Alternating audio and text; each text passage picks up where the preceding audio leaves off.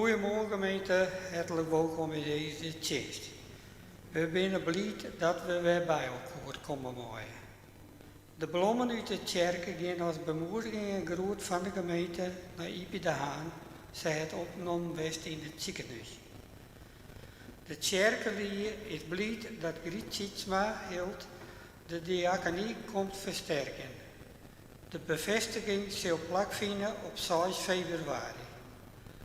Lector is Teun Bontekoe, organist Ernst Walstra, uw voorganger is Dominee Hipma. Mijn naam is Toekele Brunsma, ordeling verdienst. Diaken is Zaak Aanma. De collectes. De eerste is voor de diaconie en de tweede voor de kerken. Uw intakslied is Psalm 60 vers 1.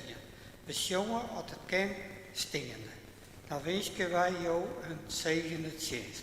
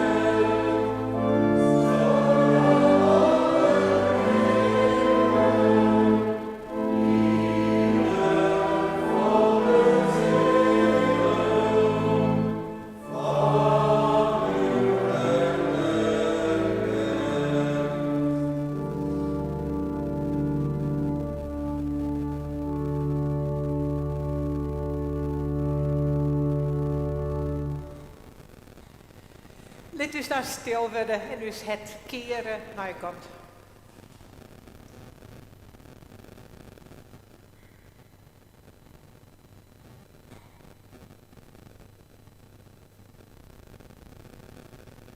Wij mogen elkaar bemoedigen, omdat ons help is in de naam van de Eeuwige, die het hemel en aarde maken had, die het trouw bloot en in eeuwigheid.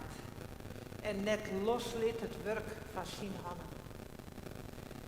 Genade mij in wezen en vrede van God uw hart, van de Heer Jezus Christus, in de meerskip van de Heilige Geest. Amen.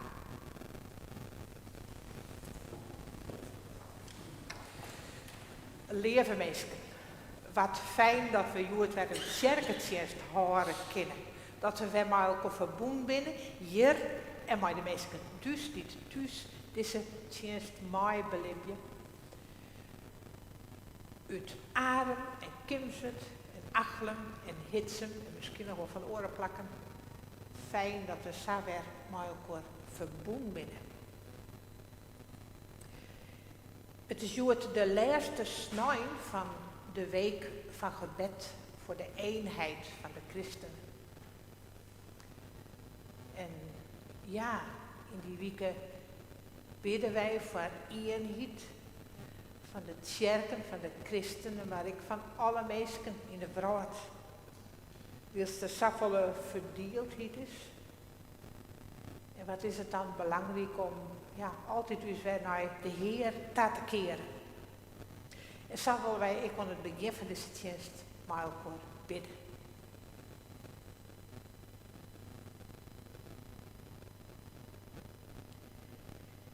Heer is God, dank u wel dat jou ons weer bij elkaar brengen.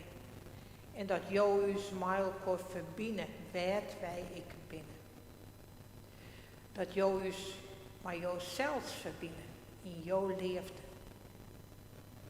En dat wij opnieuw ons leven in jouw lucht zijn mooi. Wij danken jou voor alle lichtpuntjes in ons leven. Die dus hoop en moed en kracht jou. En wij mag ik bij jou brengen alles wat moeilijk is in ons leven. De zorg en het verdriet. En wij bidden voor mensen die het toch moeilijke dagen hinnen moeten. Ontfermen we. En wij bidden, Heer, voor deze wiede vrouwt. Alle plakken wat geweld is, wat geweld dreigt, wat mensen bang wezen moeten, wat mensen vervolgen worden. Heer, ontferm u.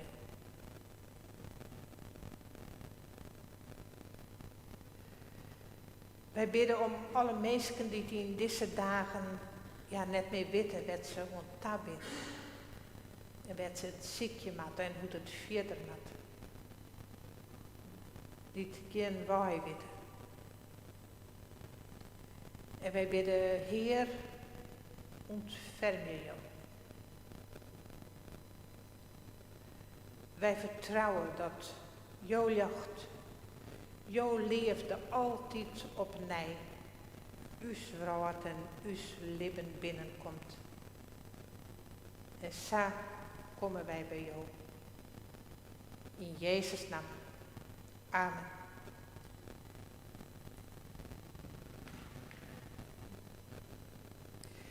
Ik wil je nou als een wet van leven, als een richtingwijzer voor uw leven. Per versen voorlezen uit de eerste Korinthebrief. Ik een tekst die met deze snijn verbonden is. En de apostel schreeuwt er: een lichaam is een eenheid die uit vele delen bestaat. Ondanks hun veelheid vormen al die delen samen één lichaam. Zo is het ook met het lichaam van Christus. Wij zijn allen gedoopt in één geest en zijn daardoor één lichaam geworden. We zijn allen van één geest doordrenkt. Of we nu Joden of Grieken zijn, of we nu slaven of vrije mensen zijn. Immers, een lichaam bestaat niet uit één deel, maar uit vele. Zo, mij ook al verbonden als leden van het lichaam van Christus, willen wij nou eens loflied zongen. Gezang 968, vers 2 en 4.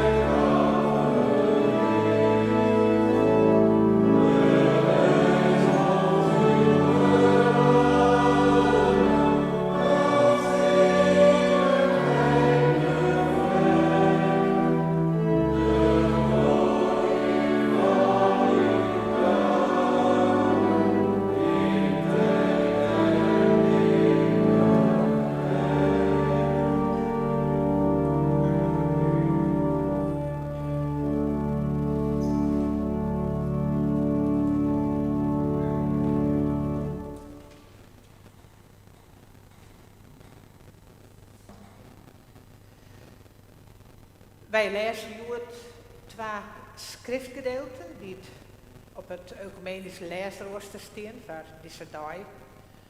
Over de geest die de tjenst vindt van God zegenen of salvet. Uit Jesaja en uit Lucas lezen we. En voordat we naar de woorden jaren gaan, willen wij bidden om Gods Heilige Geest.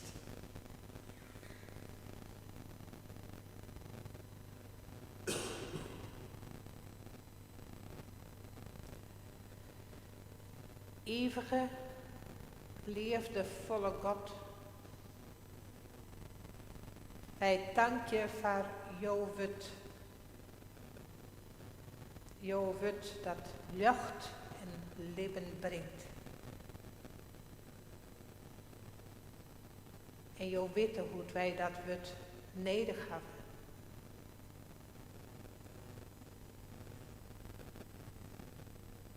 Om een richting te vinden. Om moed te vinden. Hoop en kracht.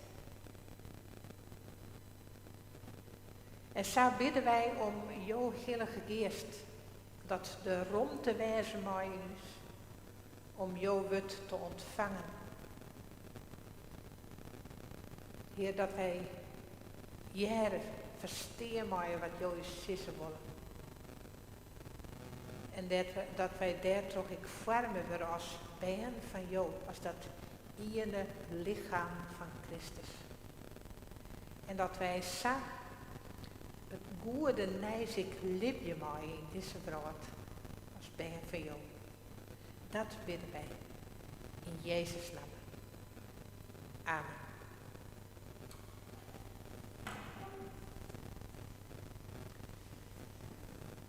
Ik wil dus lector uitnodigen voor de schriftlezing.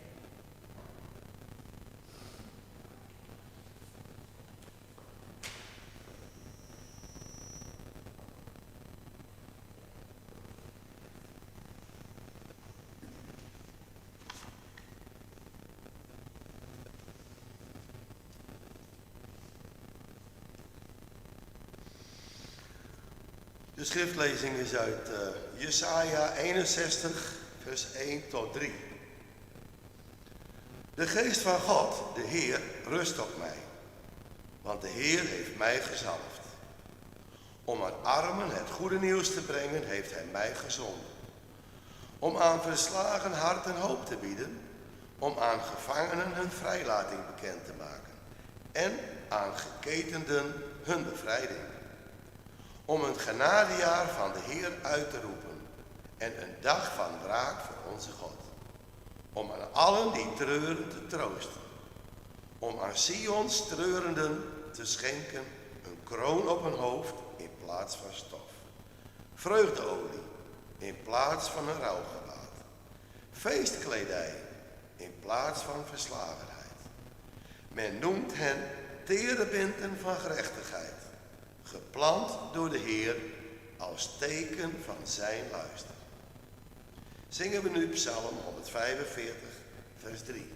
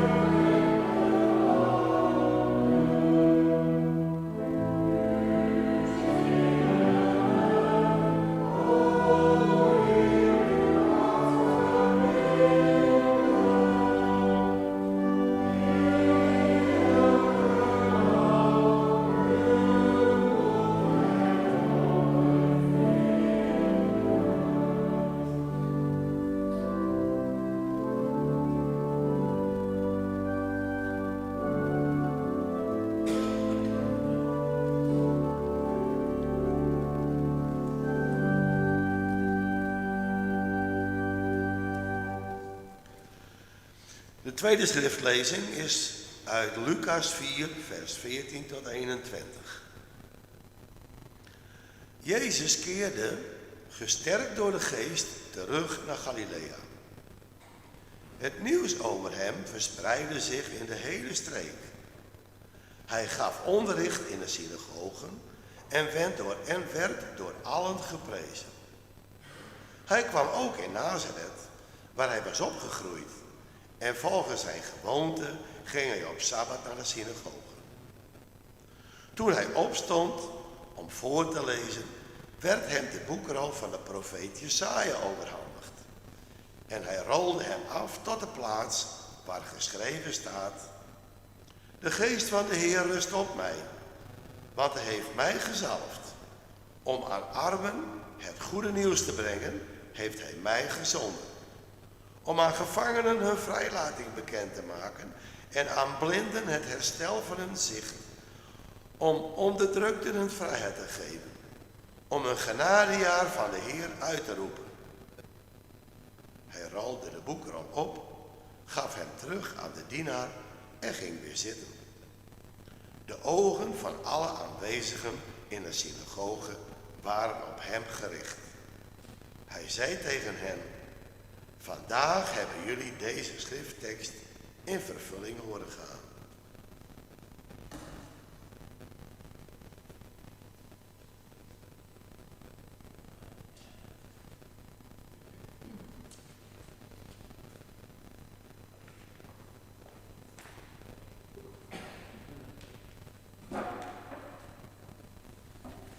Wij zongen ook de zangzang 122.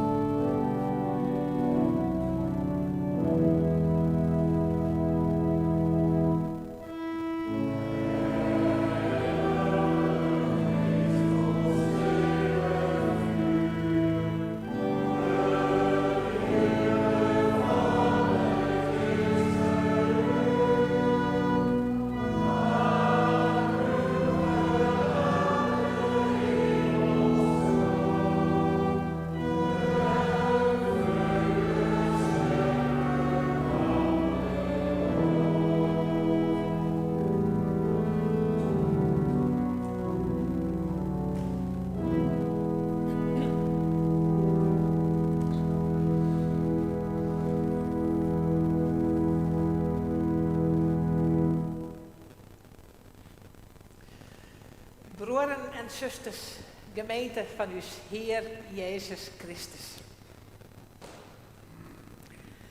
Juist kregen wij een filmpje opgestuurd uit Kaapstad van uw Anna en Patrick. Van de Lietse Owen, uw paken bij Besisseke. Hij is nou een goed hier en hij kan al stappen. En hij had ontdekt, zij werden die trekje heen in een flat. En daaronder, daar rent de spoorbaan. En hij had de treinen ontdekt. Dus elke keer dat er een trein voorbij komt, dan stapt er naar het venstertje. En dan zei hij, dag, dag, dag, dag. Dus zo'nzelfde kregen wij. De trein die toeteren en over naar het venstertje, dag, dag. Ja, die mensen die in die trein zitten, die weten dat al net natuurlijk, hè. Maar zo prachtig, ja, daar ben je heel blij van. En ik dacht, nou, dat wil ik je gewoon van hem vertellen. En ik denk, ik hoop dat je ook van die mooie liedse verhaaltjes hebben, weet je, blij van worden. Dat die mij erom denken dat de oude tijd, dat ik geregeld het woord zien aan luchtpuntjes. Op verschillende plakken dat mensen het daaroverheen, of dat mensen een kriestkaart schreeuwen over luchtpuntjes. Vorige winter, in de eerste coronawinter, toen kwam vaak het woord hoop voor. En nu jij ik opeens elke keer dat woord luchtpuntjes. En dat is een mooi woord, denk ik. Dat we gewoon maaien naar de luchtpuntjes in ons bestaan. Ik zeg je nou, ik kan je luchtpuntjes op in zijn kerk. Maar dat we, ja, die luchtpuntjes die dus hoop en moed jouwen in het duistere bestaan.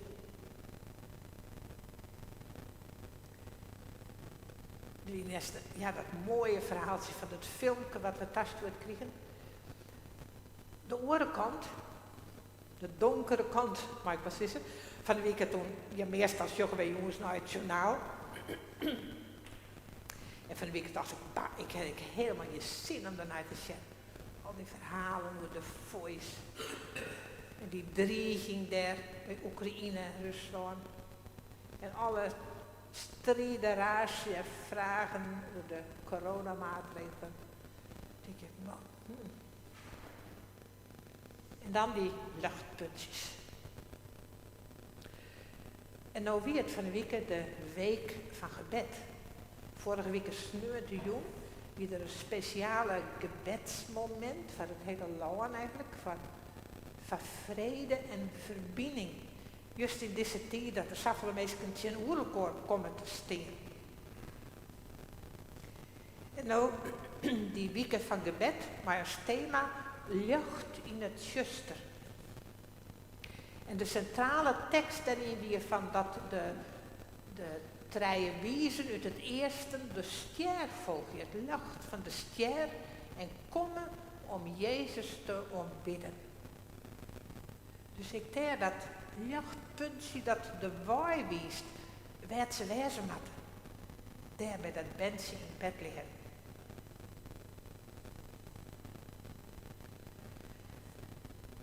En over deze snuin, daar heb ik even een jongen alvast van, ja, wat er dan stien van teksten. En je kunt ze zelf ook vinden als je hem even op de website van Tjerke Arend Kindertje, dan op de voorpagina vind je wel verwijzing naar al die teksten.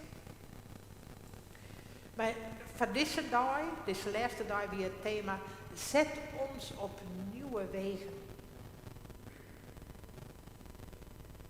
En ja, ik lees me even een lietstukje voor van wat erbij stond van Jood. Wat dachten de wijzen toen ze werden gewaarschuwd om langs een andere weg terug te keren? Misschien waren ze erg in de war. Maar God toonde hun een andere weg, een andere mogelijkheid.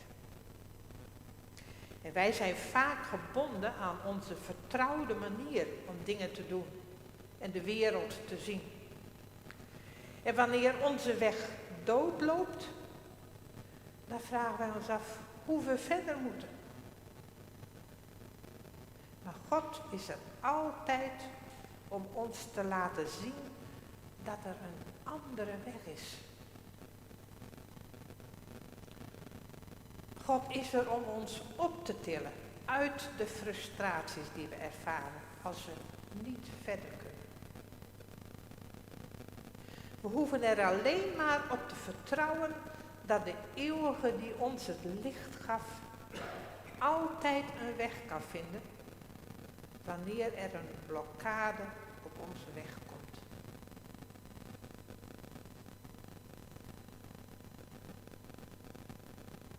Zet ons op nieuwe wegen. Dus God wil dus altijd een nieuwe wijs zien laten, als wij net verder kunnen, als uw paard deerit. Dat is wat we op vertrouwen maken. Nou, en van daaruit wordt mij hem zien naar de teksten die we van een mooie lezen hebben. In Lucas is dit het eerste openbare optreden van Jezus doet er volwassen weer. Nadat er doopt is, nadat hij in de woestijn is het. Dat hij naar de synagoge in Nazareth gaat. En dat hij daar de boekrol van Jesaja pakt en daar leest uit Jesaja 61 wat we niet lezen hebben. De geest van de Heer rust op mij, want hij heeft mij gezalfd om aan armen het goede nieuws te brengen, heeft hij mij gezonden. Om aan gevangenen hun vrijlating bekend te maken. En aan blinden het herstel van hun zicht. Om onderdrukten hun vrijheid te geven. Om een genadejaar van de Heer uit te roepen. Die geweldige woorden die leest Jezus. En hij zei het je de meesten, Jood in deze woorden in vervulling gaan. En dat is heel bijzonder. Als wij die woorden in Jesaja lezen, dan kunnen we heel makkelijk zeggen, oh ja, Jezus is de vervulling van die woorden van Jesaja. Maar als wij ons proberen voor te stellen, een liedje, hoe Jezus daar staan het, dan is hij daarin een hele groot voorbeeld en voorganger van ons. Hoe hij nou luistert naar de Bijbelwoorden. Hoe hij eigenlijk, zo'n je zeggen kennen, een preek naar hem neemt. Hij leest die woorden. En hij kroept in die woorden. En hij voelt, dat gaat over mij. De geest van de Heer. Die het mij zalven. Om het goede nijs te brengen. Om dat genede hier aan te kondigen.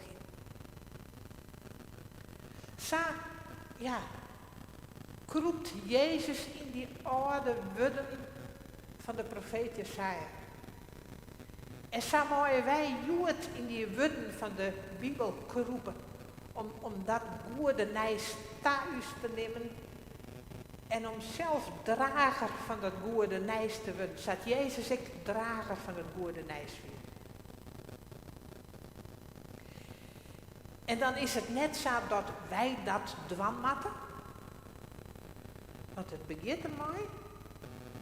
De geest van de Heer rust op mij, want hij heeft mij gezalfd. En mij die woorden, ja, zei Jezus ik dat toch de zalving van de geest, dat hij die opdracht, die zending op hem nemen kan.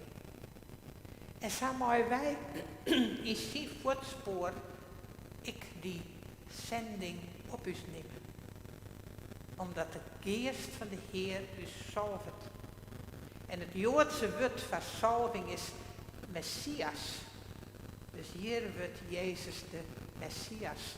Zalven toch de geest. In het Grieks is dat de Christus. Hier wordt Jezus de Christus. Als hij die zending op hem neemt. Als hij die zalving toch de geest oorneemt. Van je zussen kennen. En daarin mogen wij volgen als het lichaam van Christus.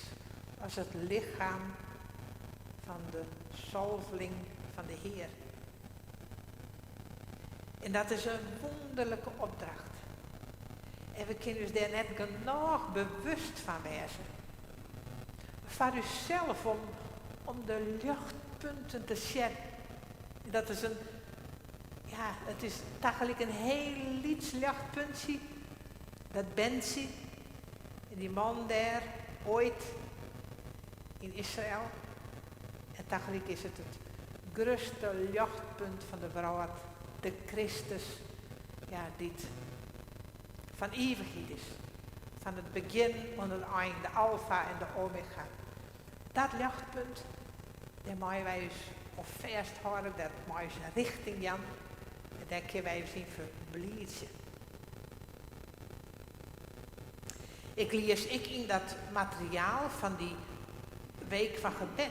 Wat het gaat door dat, want het hele thema weer heel licht in het duister. Nou, hier hebben we dat licht.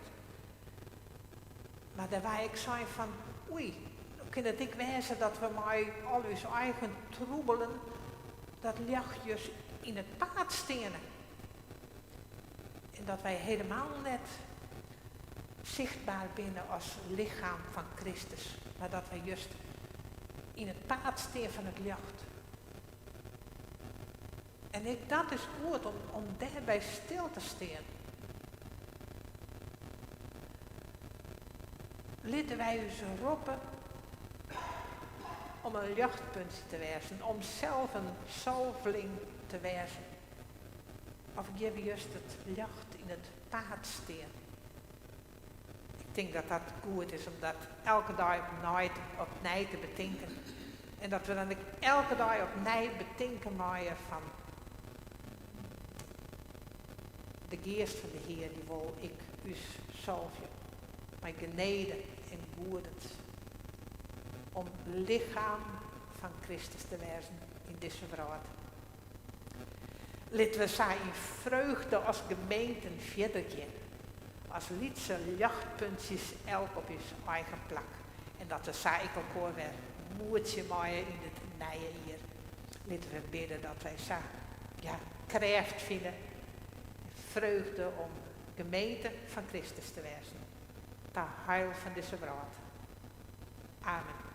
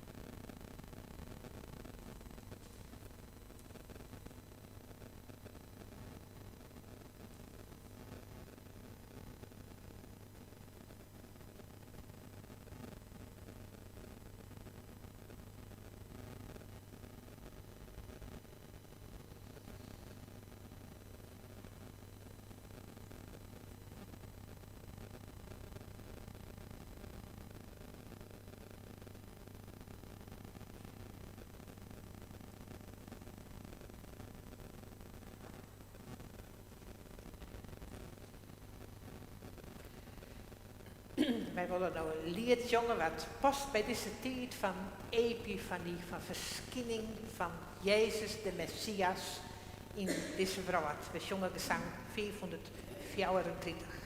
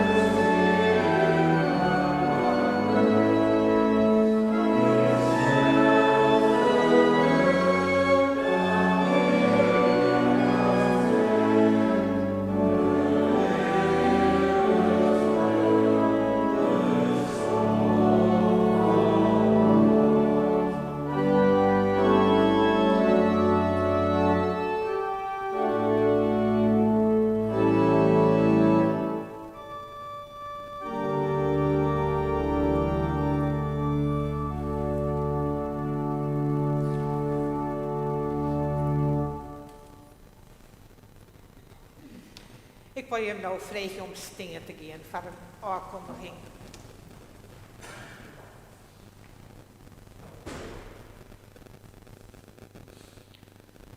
Op woensdag, 9 januari, is Simi Adema verstoord. Op de leeftijd van 20 jaar. Aankomende dinsdag termiddag zal de afscheidsdienst hier in het kerk wezen. Van bijna aan wie zij vertrouwd met uw kerkgemeenschap. Zuster van Iet de Schaar Adema en van Meese Adema. En in latere jaren wie ze een heel geregelde voorganger. Hier in kerken en die zag van oren kerken. Dat ze haar met het en ziel inzetten. Op 4 juli vorig jaar wie haar laatste dienst hier in kerken. En het intochtslied weer door Psalm 27. Mijn licht, mijn heil is hij, mijn God en Heer. Waar is het duister dat mij onheil baart? En de preek ging over het eind van Matthäus 11. En ik wil graag die woorden lezen. Ik loof u, Vader, Heer van hemel en aarde, omdat u deze dingen voor wijzen en verstandigen verborgen hebt gehouden, maar ze aan eenvoudige mensen, aan kinderen hebt onthuld. Kom naar mij, jullie die vermoeid zijn en onder lasten gebukt gaan. En dan zal ik jullie rust geven. Neem mijn juk op je en leer van mij, want ik ben zachtmoedig en nederig van hart. Dan zullen jullie werkelijk rust vinden. Want mijn juk is zacht en mijn last is licht. Wij willen nou een moment stil wezen. Simi Adema bedenken van Gods aanbid. En bidden om troost en jacht voor alle die haar zaak missen zullen.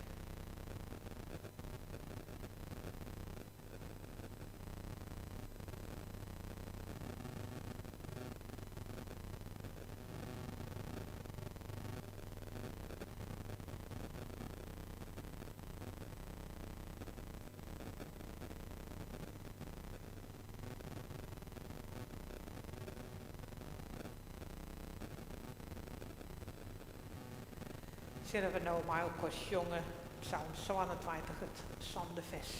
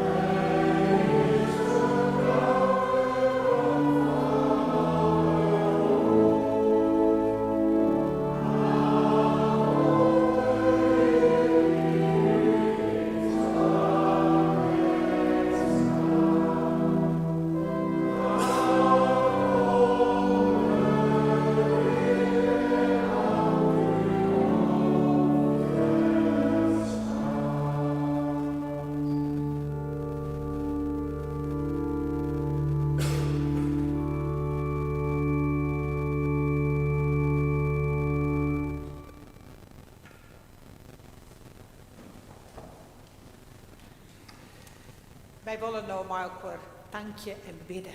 We willen bidden voor de familie Aardema. We willen ik bidden voor Margriet Idema en haar familie. Er is van de week de man van haar zuster verstoren, ik plotseling.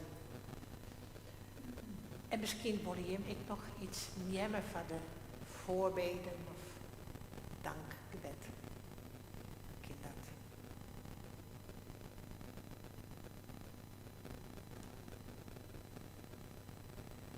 Zullen we daar maar ook voor danken en bidden.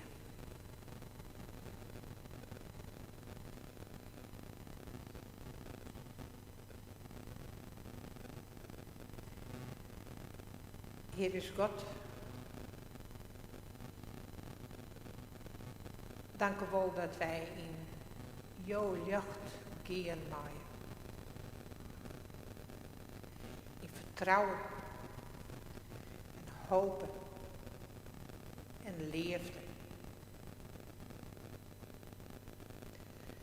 Wij danken jou voor alle lichtpuntjes in uw leven. Die u steeds weer de richting wijzen naar dat grote licht. Het licht van Christus in deze wereld. Jou Heer, dat we daar uw eigen op rug te horen maaien en net verdwalen.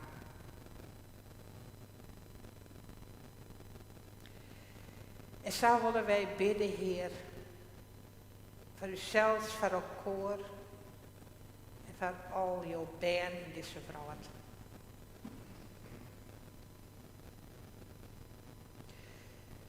Wij bidden voor mensen die ziek bidden. Maar moeite en pijn limpje en geen uitjoch hebben.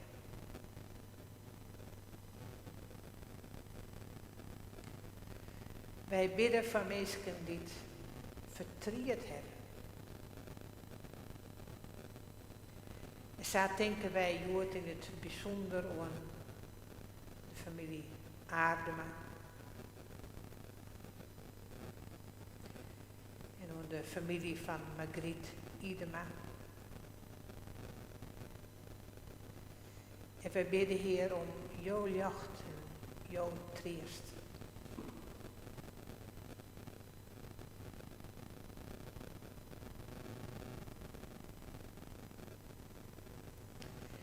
Heer, wij bidden voor de plakken in de wereld waar dreiging en geweld is. Wij bidden om vrede, Heer. Om jouw geest in de herten van mensen.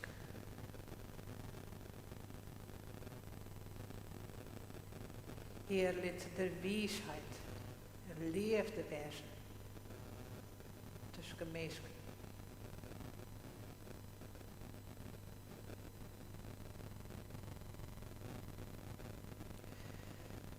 Wij bidden om al die mensen die schijnd worden.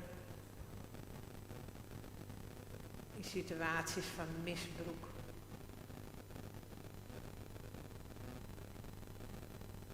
Och Heer, jou dat er ik iepenheid wezen mag. Een herstel. En dat mensen inzien zullen werd grezen vinden, werd ze net doorheen maken.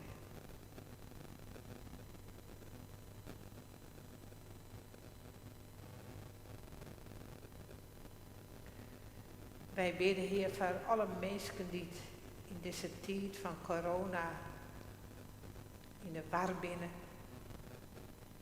in de problemen rijden of ziek binnen. En wij bidden Heer om betterschap en om uitwegen en om verbinding tussen mensen.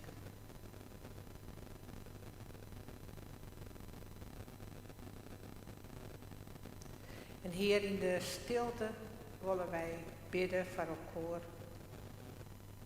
en voor wat een oor net voor uw zussen kind. En we willen luisteren met jou.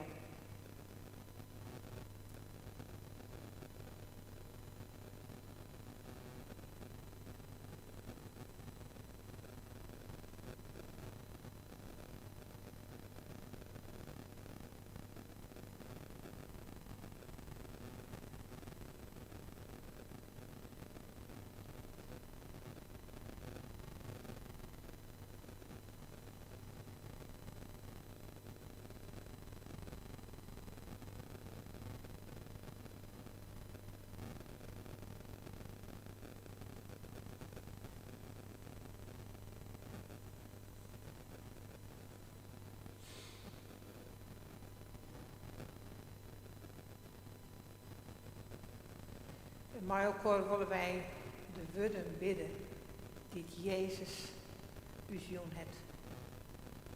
Onze Vader die in de hemelen zijt. Uw naam worden geheiligd. Uw koninkrijk komen. Uw wil geschieden. Gelijk in de hemel, zo op aarde. Geef ons heden ons dagelijks brood. En vergeef ons onze schulden. Gelijk ook wij vergeven onze schulden. En leid ons niet in verzoeking, maar verlos ons van de boze. Want van u is het koninkrijk en de kracht en de heerlijkheid tot in eeuwigheid. Amen.